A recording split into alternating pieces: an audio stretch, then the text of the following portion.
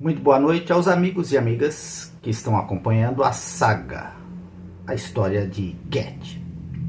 Hoje vamos iniciar o 8º capítulo e no 8º capítulo Cat vai nos dizer sobre as inverdades que foram ditas sobre Elvis. E ela mesmo levanta uma história que hoje é considerada bastante polêmica.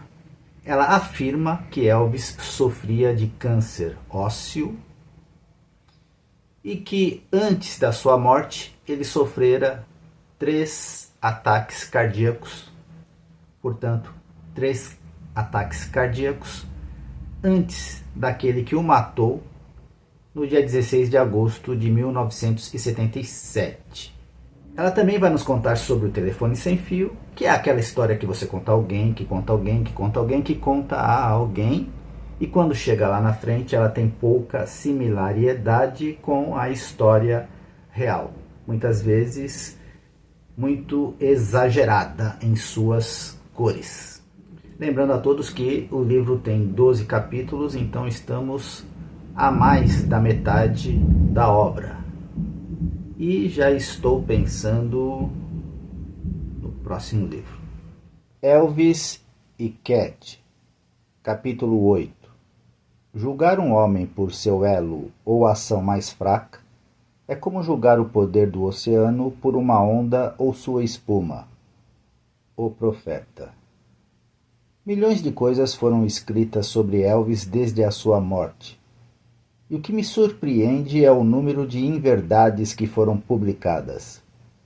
Talvez a verdadeira razão por trás de todas essas mentiras seja que a maioria dos livros e artigos de jornal foram escritos por pessoas que não eram próximas de Elvis, que apenas viram um incidente ou viveram à margem de sua celebridade.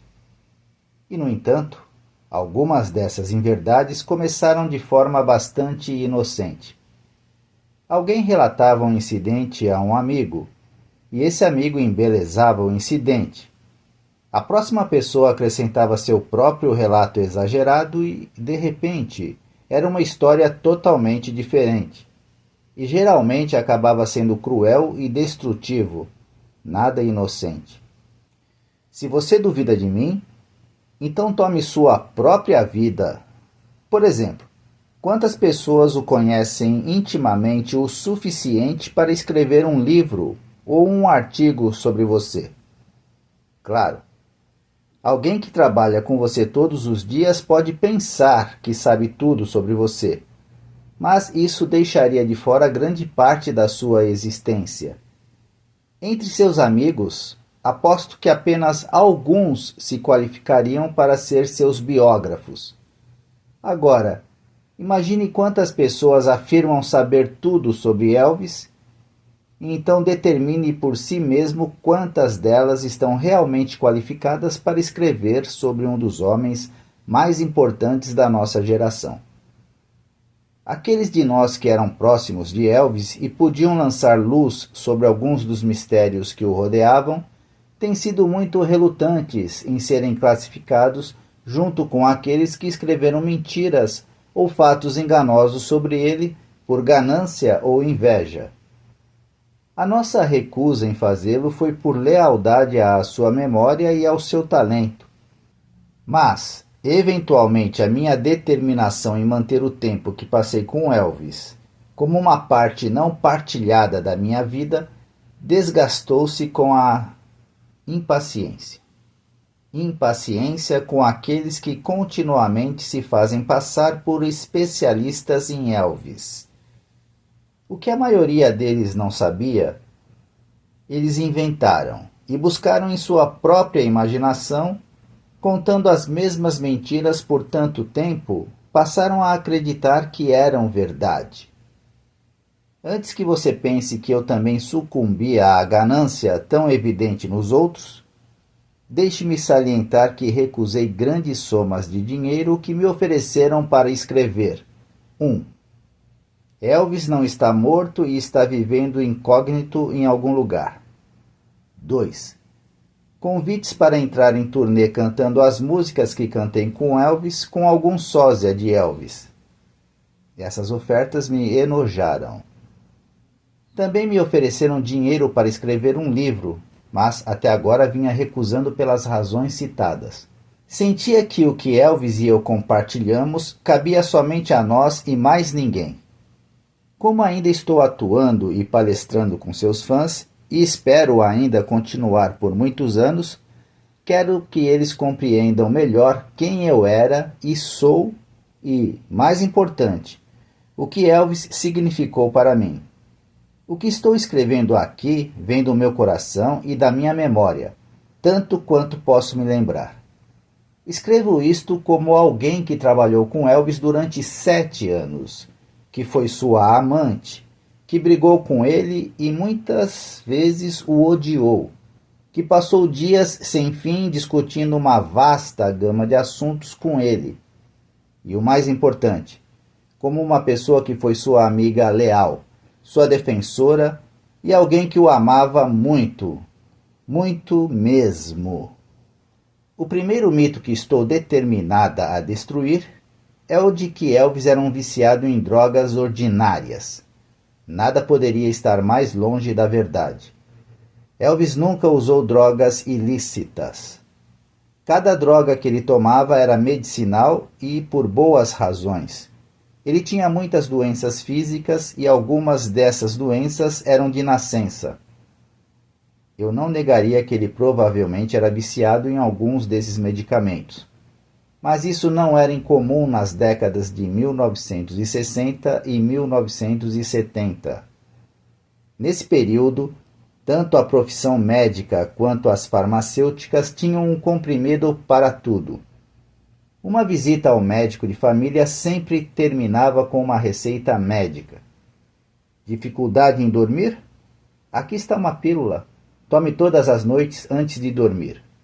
Estressado? Vamos tentar esta pílula por um tempo. Mas se isso não ajudar, mudaremos as prescrições. Depressivo?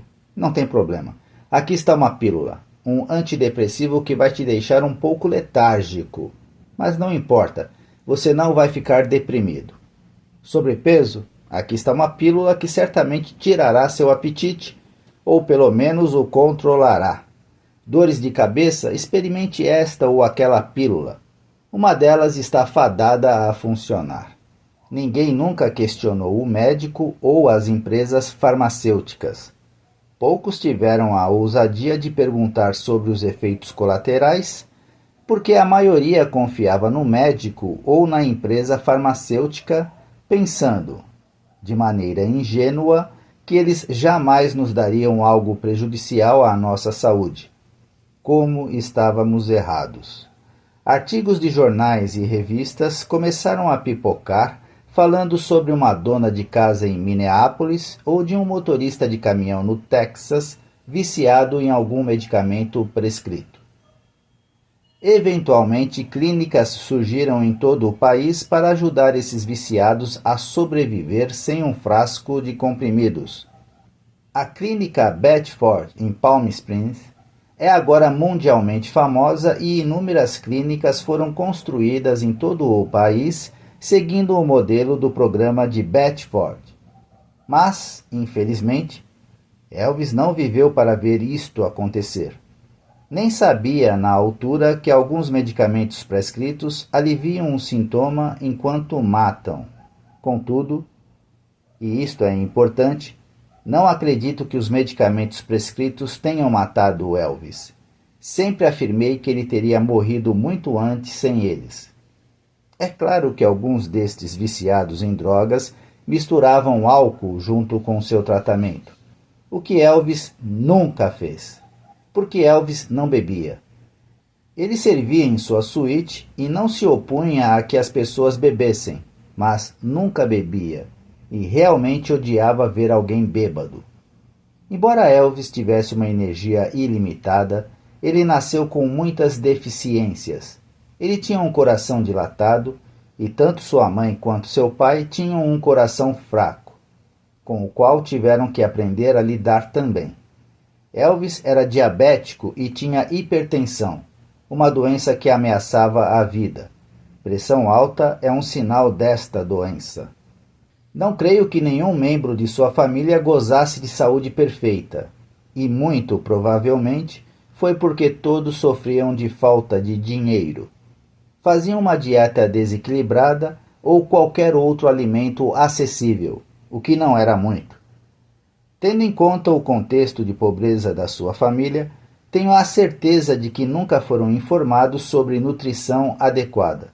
Mas mesmo que fossem especialistas em nutrição, isso não teria adiantado muito, porque tinham de subsistir com tudo o que pudessem criar ou comprar. Assim, os problemas de saúde de Elvis começaram no nascimento e continuaram ao longo da sua vida.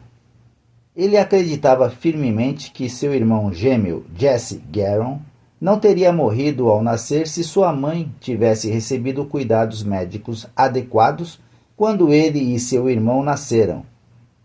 Ele jurou, quando criança, que algum dia ganharia dinheiro suficiente para poder pagar um médico para cuidar de sua família e das pessoas que a amava. Este é um bom momento para desacreditar outra história de longa data que tem sido incluída em livros e filmes sobre Elvis. Eles afirmam que Elvis conversava frequentemente com seu irmão gêmeo, Jesse. Os filmes mostraram Elvis conversando com Jesse nas sombras profundas ou conversando com seu reflexo em um lago. Embora isso contribua para o romantismo do cinema, é puramente fruto da imaginação criativa dos escritores. Admito que estudos sobre gêmeos em que um deles morreu ao nascer muitas vezes deixam o gêmeo sobrevivente com um forte sentimento de culpa ou um grande vazio, como se durante toda a sua vida lhes faltasse algo indefinível. E talvez Elvis tivesse esta área oculta que permaneceu contrariada durante toda a sua vida. Isso é possível, mas Elvis nunca manteve conversas com o seu irmão falecido e raramente, ou nunca, discutiu o assunto com alguém. No entanto, ele estava ciente de que a falta de atendimento médico adequado poderia ter sido o motivo da morte de Jesse. Eu o ouvi dizer mais de uma vez. Meu irmão estaria vivo hoje se papai tivesse condições de levar mamãe para um hospital. Jurei que, quando crescesse, garantiria que qualquer pessoa que eu amasse tivesse bons cuidados médicos. Agora tenho meu próprio médico particular. Essa crença permaneceu com ele durante toda a sua vida e ele tinha total confiança em todos os membros da profissão médica. Não é de admirar que, com esse tipo de adoração inicial ao herói, ele tivesse total fé em qualquer diagnóstico feito por um médico e tomasse todos os medicamentos prescritos para a doença, porque os médicos sabiam tudo e não podiam fazer nada de errado. Ele acreditava firmemente que Deus trabalhava por meio dos médicos, razão pela qual os tinha em tão alta estima. E ele raciocinou incorretamente. Se um comprimido pudesse ajudar, então 2 comprimidos seriam ainda melhores. Não muito depois de conhecer Elvis, ele me disse confidencialmente que tinha uma doença semelhante ao câncer. Após essa divulgação inicial, não discutimos o assunto novamente até 1977, por causa de uma crença que ambos compartilhamos. De acordo com as escrituras bíblicas, a palavra e a criação são inseparáveis. No princípio era o Verbo, e o Verbo estava com Deus, e o Verbo era Deus. Ambos acreditávamos que insistir e falar sobre uma doença poderia dar-lhe mais poder e afirmar sua existência. Portanto, quanto menos se falasse sobre ela, melhor. Sentimos que se milhares de pessoas soubessem sobre o câncer poderia ganhar um tremendo poder sobre seu corpo. Embora evitássemos falar sobre sua condição, muitos anos depois perguntei a ele por que mantinha o câncer em segredo. Por que não contar a outras pessoas para que pudessem pelo menos orar por ele? Elvis apenas maneou a cabeça. Você compraria um ingresso para ver no palco um cara que estivesse morrendo de câncer? Você gostaria de se apresentar no palco com um cara que está com câncer? Essa foi uma das últimas vezes que discutimos sua doença. No entanto, depois da morte de Elvis, disseram-me em estrita confidencialidade, juntamente com Charlie Roger e Larry Geller, que a autópsia revelou o que Elvis já sabia. Aquele câncer ósseo realmente estava lá e se espalhou por todo o seu corpo. Além disso, as minhas suspeitas foram confirmadas quando me disseram que Elvis tinha sofrido 3 ataques cardíacos não relatados antes daquele que o matou. É por isso que, entre outras razões, estou convencida de que sem os medicamentos prescritos, Elvis teria morrido muito mais cedo. Final da primeira parte do capítulo 8. Bem, amigos, eu volto amanhã às 8 horas da noite com mais desta história. Elvis para sempre.